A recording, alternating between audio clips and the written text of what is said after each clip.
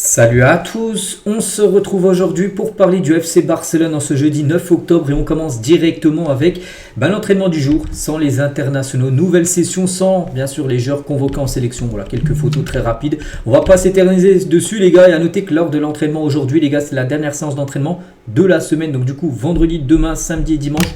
Jour off, jour de repos, reprise de l'entraînement lundi bien sûr, pour les joueurs non retenus bien sûr en sélection là pendant cette trêve du mois d'octobre. Et à noter que Hansi Flick, lui, peut-être il restera du côté de Barcelone pour continuer bien sûr à travailler et remettre le Barça sur de droit chemin avant bien sûr la reprise des matchs. Et Hansi Flick vit sous une grande pression après les défaites comme contre Séville et le PSG, parce que les derniers matchs n'ont pas été bons bien sûr. Deco a envoyé un avertissement à l'équipe et maintenant on s'attend à ce que Flick renverse la situation, donc malgré qu'il va donner quand même 3 jours de repos, il va bien sûr beaucoup travailler Flick bien sûr pour, comme j'ai dit, reprendre les matchs bien sûr et si possible avec des victoires. Et Flick les gars envisage aussi quelque chose comme de fort. Il envisage de pousser Marcus Rashford en jouer qu'attaquant central, donc en tant que numéro 9, parce qu'on parlait plutôt actuellement de la concurrence entre Lewandowski et Ferran Torres au poste de numéro 9. Et peut-être Marcus Rashford va peut-être rentrer aussi dans cette rotation des attaquants, des numéros 9 du côté du FC Barcelone. Ça peut peut-être être un Lamine Yamal à droite, un Rafinha à gauche et un Rashford tout simplement en numéro 9 avec peut-être un Fermin Lopez en numéro 10. Ça peut être ça, on va dire les 11 de départ lors des prochains matchs. Du côté du Barça, ce qui voudrait dire que Lewandowski et Ferran du coup seraient sur le banc. On continue cette fois-ci avec les matchs, bien sûr, le programme, je vous montre tous les jours, donc on est le 9, donc le prochain match c'est le 18, donc le calcul est simple, dans 9 jours les gars, reprise bien sûr des rencontres, ce Barça-Gérone qui se jouera, n'oubliez pas, du côté du stade Montjuïc, ça sera un samedi après-midi à 16h15, puis après le mardi 21, réception de l'Olympiakos à 18h45, en Champions League de nouveau du côté du stade Montjuïc, puis après on peut voir le match d'après bien sûr, le Classico. Et concernant ce Classico prévu maintenant dans combien là, donc on est le 9, dans 17 jours, bien sûr c'est le 26, donc il est peu probable que Juan Garcia joue dans le Classico. Voilà, c'est les infos aujourd'hui des journalistes de Mundo Deportivo. Le club ne veut pas prendre de risque avec lui pour le plaisir d'un match. Alors voilà, donc s'il est apte à jouer, il jouera, mais n'oubliez pas que c'est faut opérer quand même Juan Garcia. Donc voilà, aucun risque sera pris pour éviter toute rechute bien sûr du gardien espagnol. Donc on verra. Pour l'instant, on se dirige plutôt vers un forfait comme de Juan Garcia. Il pourra peut-être faire son retour un peu plus tard, je ne sais pas, peut-être compter le chez ou Club Bruges, mais voilà, pour le Real vraiment très incertain. Juan Garcia, du coup, ce serait Chesney, bien sûr, le gardien. On continue avec ce match entre Villarreal et le Barça. On en parlait ces derniers jours que l'UEFA veut donner son feu vert, donc avec la validation de l'UEFA. Donc maintenant, c'était quasiment sûr que ça allait être officiel. Ça y est, c'est officiel, c'est sûr et certain, les gars. Le match de Liga entre Villarreal et le FC Barcelone se jouera bien à Miami. Voilà, ça y est. Donc le match se jouera au Hard Rock Stadium le 20 décembre prochain. Désolé, ça sera un samedi soir et du coup se déroulera pas sur la pelouse bien sûr de Villarreal. Donc, regardez, la Liga a déjà publié les détails du match concernant Villarreal. À Miami a lancé la prévente de billets là-bas pour cette rencontre bien sûr. Ce sera à 22h, je ne sais pas si je l'ai dit à l'horaire. Voilà, concernant ce match. Et Frenkie de Jong qui a réagi par rapport à ce match qui va se jouer aux États-Unis. Il a dit je n'aime pas que nous allions jouer à Miami contre Villarreal et je ne suis pas d'accord avec ça. Ce n'est pas juste pour la concurrence. En gros, maintenant nous jouons un match à l'extérieur sur un terrain neutre. Je n'aime pas ça et je ne pense pas que ce soit bon pour les joueurs. Voilà ce qu'il a pu dire tout simplement. Frenkie de Jong, bien sûr. Bon, lui. Il dit ça, mais il n'a pas de poids, bien sûr. Là, c'est les autres sphères, bien sûr, les autres sphères de la Liga, en gros, qui ont voulu que ce match se joue ailleurs pour financièrement, bien sûr, ça rapporte bien sûr un beau chèque. Arnaud Tenas aussi, donc le gardien de Villarreal. Normalement, Villarreal aurait dû recevoir. Donc sur le match Barça-Villarreal qui pourrait se jouer à Miami, il a dit nous sommes tous un. Je n'ai aucun problème que nous jouons à Miami ou à la Ceramica, donc le stade à domicile, bien sûr, de Villarreal. Nous nous préparerons de la même manière contre Barcelone. Voilà, donc lui, pas de souci. C'est vrai qu'il y a des joueurs qui sont plutôt contre, il y a des joueurs ça ne les dérange pas, comme Arnaud Tenas, le gardien, bien sûr, de cette équipe de Villarreal. Et à noter que le Barça gagnera environ quand même 5 millions d'euros. C'est quand même une belle somme d'argent. 5 millions d'euros lors du match contre Villarreal à Miami. L'argent sera versé par Relevant, donc les promoteurs de l'événement. Voilà, c'est eux qui organisent ça, donc du coup ils vont devoir payer bien sûr beaucoup d'argent. La Liga ne peut pas payer bien sûr un tel montant. Voilà, donc du coup voilà, c'est pour ça que le match va se jouer là-bas. Donc le Barça va recevoir 5 et Villarreal recevra même plus, vu que normalement c'est l'équipe qui reçoit normalement bien sûr ce match. Et le Real Madrid bien sûr s'oppose à la relocalisation bien sûr du match du Barça contre Villarreal contre Miami. Donc le président de Villarreal, donc lui il est pour bien sûr ce match bien sûr, parce que pour lui, pour son équipe c'est aussi une belle rentrée d'argent. Il a dit bientôt leur stade, en parlant du Real Madrid, le Santiago Bernabéu, accueillera un match de la NFL et ils en profiteront financièrement bien sûr. NFL c'est du football américain.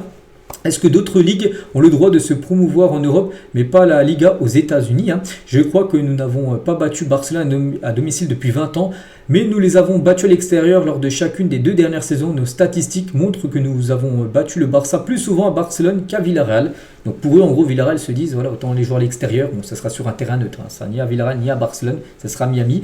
Mais voilà, en gros, la réponse tout simplement du président de Villarreal par rapport au Real Madrid, hein, qui s'oppose bien sûr à cette relocalisation. Parce que pour eux, pour le Real Madrid, ils disent en gros que c'est plutôt bon pour le Barça, du coup ça les évite d'aller jouer dans le stade de Villarreal, alors que le Real Madrid, eux, ira jouer hein, cette saison bien sûr, une rencontre de Liga du côté du stade de Villarreal. Toute autre chose les gars, on va parler de Frenkie de Jong a donné son accord pour signer son nouveau contrat à Barcelone jusqu'en juin 2029. Hein, l'accord verbal se fait dans les moindres détails hein, d'après Fabrizio Romano. Et l'annonce officielle pour intervenir dans les prochains jours hein, concernant le nouveau contrat bien sûr de Jong de 4 nouvelles années. Lui qui en fin de contrat, là, en fin de saison, même 3, hein, c'est en 2026, donc du coup jusqu'en 2029 son contrat. Donc il arrive en 2019, donc du coup il aura fait 10 ans, enfin c'est jusqu'à la fin de son contrat du côté du club Blaugrana.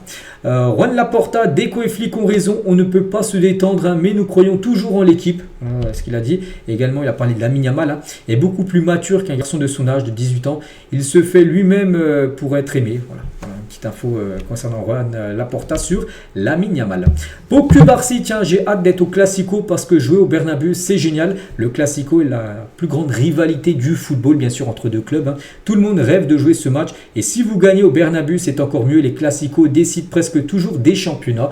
Surtout que la saison dernière a été très bon hein, pour le Barça. 4 Classicos, 4 victoires, donc 2 en finale. Finale de Coupe du Roi, finale de la Super Coupe, bien sûr. D'Espagne également, où il y avait une victoire du Barça et aussi le match aller, le match retour en Liga. Donc voilà, c'est vrai que ça s'est bien passé saison dernière, on verra ce que ça donnera pour cette nouvelle saison. Et n'oubliez pas le premier Classico, j'ai dit, hein, dans 17 jours. Hein. Pour Cubarsí toujours, hein, donc si un jour il me nomme capitaine du FC Barcelone, je porterai le brassard bien sûr avec fierté. Il a également dit, hein, j'ai passé mon permis de conduire avec le même instructeur que Gavi et Lamine, et non, il n'est pas fan de Madrid. Voilà. Toujours avec Pau Cubarsí, hein, donc Flick sait pousser les joueurs, donc il est amical, mais quand c'est le moment d'en demander plus, il pousse vraiment. Hein, quand il a vraiment quelque chose à dire, il se met en colère, mais il se met en colère, il n'est pas ami, hein, bien sûr, il est entraîneur. Bon, il est bien sûr pas non plus en désaccord avec tout le monde, mais voilà, son rôle à Hansi Flick, c'est d'être entraîneur, de que l'équipe gagne. Hein. Et voilà, des fois quand ça va pas, il pousse des gueulantes, bien sûr, Hansi Flick. Hein. Non, je n'ai pas de tatouage et je ne pense pas que j'en aurai à l'avenir. Je me contente d'une coiffure vers l'avant, comme le reste des gars de mon âge, et c'est tout. Voilà, un gars très simple, hein, voilà, Pau Cubarsí. Hein. Et si je le pouvais, je choisirais les deux. Une finale de Ligue des Champions contre le Real Madrid et une finale de Coupe du Monde contre le Brésil.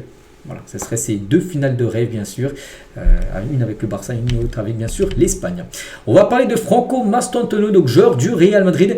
Et journaliste, tu as dit ce qu'il peut se comparer à Lamine Yamal. Hein. Il a dit, hein, dans le football, ces débats existent toujours, des comparaisons entre 2 joueurs, en gros. Hein. Les journaux font les gros titres, hein, et ça ne me dérange pas parce que je ne me compare à personne. Lamine est un excellent joueur qui traverse un moment incroyable. Et j'essaie simplement de me concentrer sur lui-même, en gros. Voilà ce qu'il a pu dire, Franco Mastantuono. Hein. Et vos 3 joueurs de football les plus éblouissants, donc tout d'abord Léo Messi, ancien joueur du Barça, un collègue bien sûr avec lui en sélection, hein, puis Bellingham et Julián Alvarez. Voilà, c'est ces joueurs qui lui l'ont plus impressionné, on va dire, pour Franco Mastantuono. Unai Simon tient le gardien de l'Espagne, hein, par rapport à Juan Garcia. Il a dit Juan Garcia n'a pas encore été appelé par l'Espagne, donc il se débrouille très bien, mais selon la même règle de base, Robert Sanchez devrait aussi entrer bien sûr dans la liste de l'Espagne. Robert Sanchez, c'est le gardien de Chelsea. Donc si Juan arrive, hein, l'un de nous devra partir, mais Ramiro et David, hein, se débrouillent très bien, et je pense que je me débrouille très bien aussi. C'est qu'il y a une grosse concurrence, hein, du côté d'Espagne au poste de gardien de but. Voilà, parce qu'il y a pas mal de grands gardiens, il y en a qu'un qui peut gauler, enfin il y en a déjà 3 qui sont appelés en sélection, puis du coup il y en a des autres qui ne sont pas appelés. Donc lui, Unai Simon, c'est le gardien numéro 1, donc c'est pour ça qu'ils disent débrouille bien. Juan aussi mérite, hein, ils méritent tous, mais voilà, pour l'instant c'est lui bien sûr le numéro 1. Et toujours tiens avec Juan Garcia, donc Chesney il a dit, hein, Juan Garcia finira probablement par être le meilleur gardien de but du monde. Je ne m'attends pas à être, pas à jouer le Classico, c'est lui qui devrait être titulaire, oui, mais comme on a parlé tout à l'heure, voilà, le Barça prendra aucun risque, hein, par rapport à Juan Garcia. Et on finit aujourd'hui avec les travaux du côté du Spotify Camp Nou. On sait que c'est un stade actuellement en rénovation et seront retardés un peu plus longtemps que prévu en raison d'une grave erreur dans la conception de l'installation du système de sécurité. Voilà. Donc le Barça depuis des semaines installe les caméras de sécurité du stade qui dépassent quand même les 500 000 euros parce que la sécurité c'est primordial maintenant dans tous les stades et surtout dans un stade comme le Camp Nou avec une capacité de plus de 100 000 places. Donc il y a beaucoup de caméras, plus de 500 000 euros comme de caméras du côté du Camp Nou quand elles seront toutes mises. Donc en raison d'un défaut de coordination de la part des architectes, les nouvelles caméras ont été installées face à l'extérieur du stade et devront être réajustées. Du coup ça va prendre plus de temps, ça va retarder les travaux en gros de ce stade bien sûr quand on parle beaucoup. Et pour l'instant, le retour, on ne sait toujours pas. Quand le Barça reviendra, bien sûr, jouer dans ce stade à capacité, bien sûr, limitée pour l'instant. Donc voilà ce qu'il y avait à dire aujourd'hui. J'espère que ça vous a plu. On se retrouve demain, vendredi, pour le prochain numéro. À demain.